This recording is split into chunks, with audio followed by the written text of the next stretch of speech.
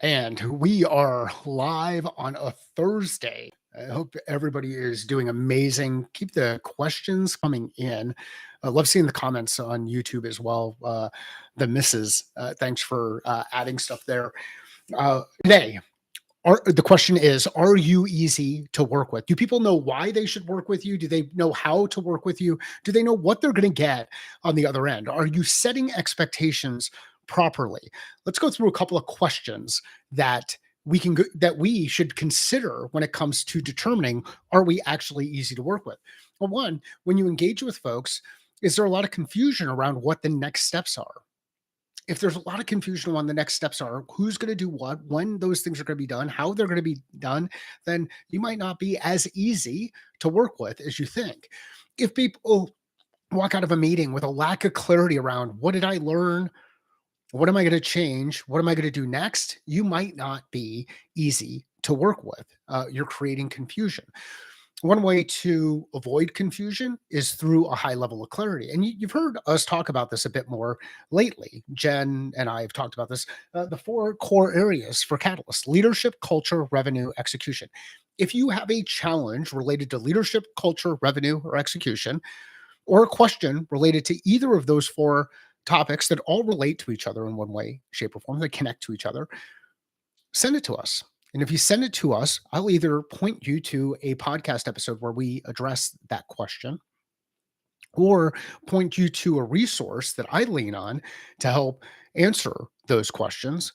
Or it might make sense for us to have a conversation directly around how we might be able to help you in the context of those four things: leadership, culture, revenue, execution.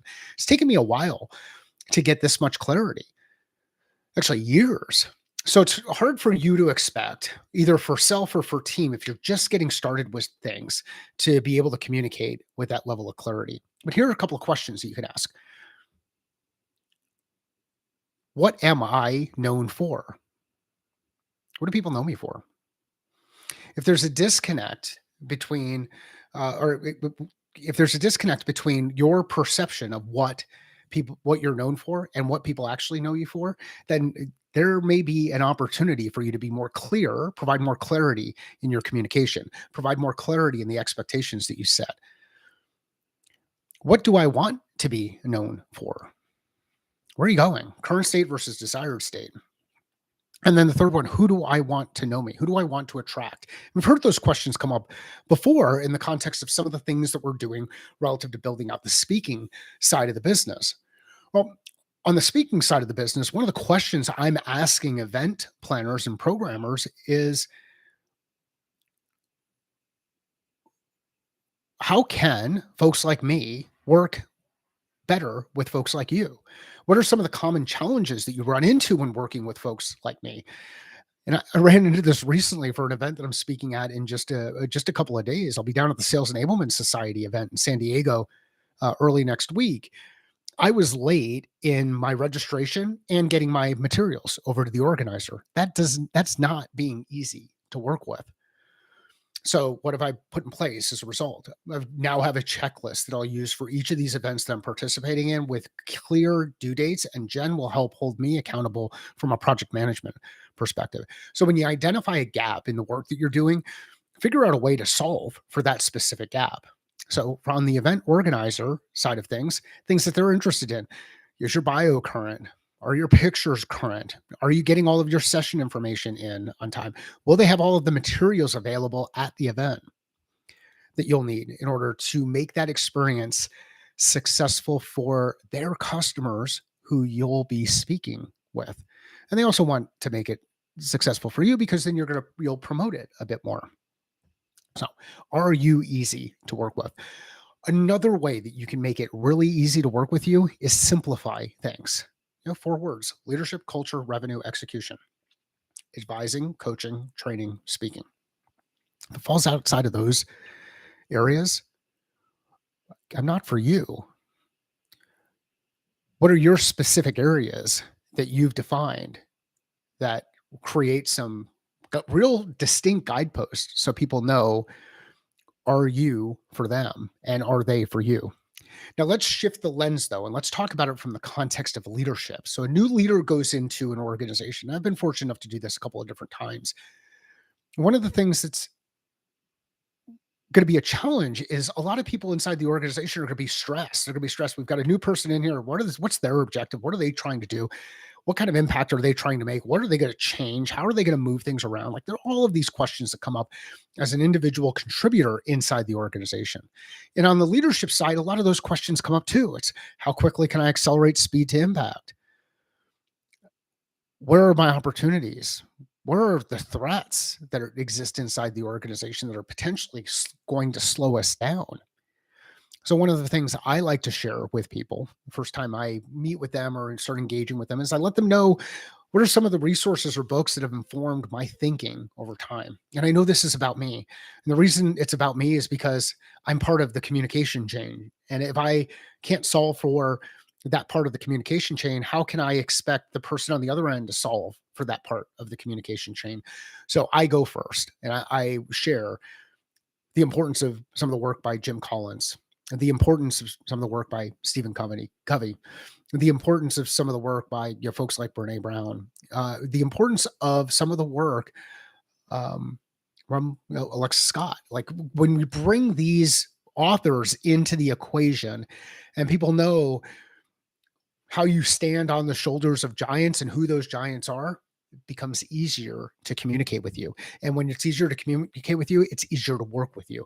So you set some general expectations. The other thing I like to share are my guiding principles. Understand the customer better than they understand themselves. Deliver the solution in the context of what's most important to the customer, what's important to the customer. Set expectations and execute flawlessly. Don't limit yourself based on preconceived notions. Don't make our problems or my problems the customer's problem. If people understand those guiding principles, then they know the framework for which you're going to make some decisions and how you operate and how you think about these things. That helps with communication. Now, on the flip side, I ask for the same things. I want to know, what movies do they like? What books do they like to read? What sports teams do they like? What games do they like to play? Are they into football? Are they into hockey? Can we connect on that level? Start to get people to open up and relative to their communication style. And what you'll find is not only will it be easier to work with them, they'll find it easier to work with you because now you can relate to each other. Clarity of communication, clarity of expectations, and finding some type of connection are all key parts of this making it easy to work with you. The last area I want to get into is design. You can design for success. One of the cool things about being an expert in a field, whatever field you're in, one of the cool things about being an expert is you know what the path looks like from A to Z. Now, the people you're working with or the organization you're working with may be at B, and they're still trying to figure out where C is, let alone D and E. They might have an idea of what Z is, but they're still trying to figure out those things earlier on. So, by laying out the path and showing the progression and what you've experienced, what the map looks like, and then hitting those marks. So, setting expectations on the map and then executing flawlessly against the map, not from a time perspective, but from a data perspective, you can make it easier for people to work with you. Meet them where they are on that list of the alphabet steps that they're sitting in. Don't try to bring them to Z if they're still hanging out over there in that B, C, D area. In order to get to Z, you've got to make it to B. And that's the whole point of defining for next logical steps and taking them. The last piece, so this doesn't turn into a rambling thing. The last piece is be consistent in the tools that you use and apply and ways that you apply the work. I will not ask anybody to do something that I don't do. The reason I won't ask anybody to do something that I don't do is because there isn't any integrity in that. I can't guide and direct people relative to getting better at the work that they're doing if I don't have some kind of experience or demonstrate success in doing those things. So if you're out there talking about how to use an enablement platform with your customers, prospective customers, make sure you're using that enablement platform inside your organization, or at least have experience using that enablement platform. So, my point here: eat your own dog food inside your organization, or probably a better phrase is drink your own champagne. Recap: a couple of questions to work through. Number one, am I easy to work with?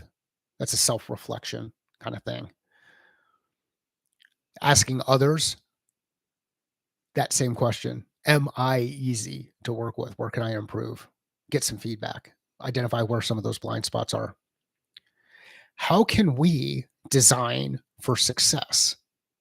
Map it out, put it up on the board, lay out a plan, and then provide some guidance and direction as we go through that plan. That's part of the leadership piece.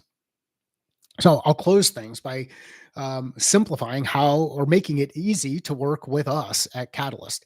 As you know, in 2023 started to refocus the business on building out the speaking side of the business. And I'm fortunate enough to be speaking at an event every month starting in August for the remainder of this year, which is really exciting.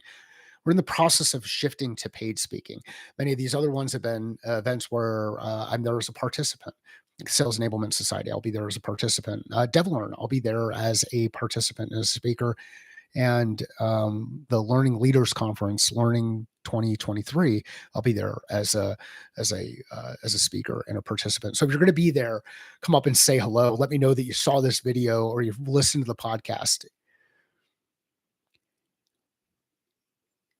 The fastest way to get access to me is to go to findmycatalyst.com. Findmycatalyst.com. You'll find everything there. You'll find links to the podcast and other free resources that we make available. You'll have videos there that talk about some of the products that we offer. The thing you'll find when you hit that site is it's all about achieving results through strategy, defining the how so that we know what tactics, what's to layer in so that we get closer to our goal and accelerate speed to impact and not just feel like we're going fast over and over and over again. So you go to findmycatalyst.com. If you're there as an individual, you can go through the game plan. There's the notebook, there's the course, there's the coaching. If you're there for your team, would like to bring me in for some training, for facilitated discussion, book a clarity call with me. And if you click on team, you'll have direct access to my calendar to book that clarity call. And I make just a couple of days available each week for that. A 25-minute clarity call. My commitment to you is that within that 25 minutes, we will gain clarity on the thing that might be chaotic inside your life or in business at this point in time. I guarantee that. That's my commitment to you. Head to findmycatalyst.com for more information.